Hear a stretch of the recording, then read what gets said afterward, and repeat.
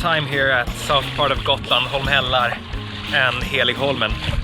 It was fun to fly the drone, and Heligholmen was a new experience. We'd never been there before. It felt like we were the first people there in a really long time. And I like, you should definitely come here to this area if you're on Gotland.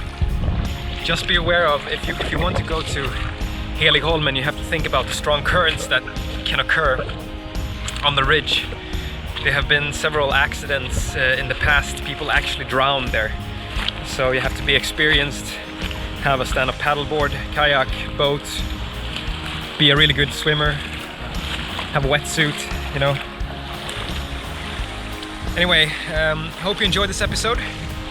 If you're new to Travelons, don't forget to hit that subscribe button and the notification bell so you don't miss any of our future videos.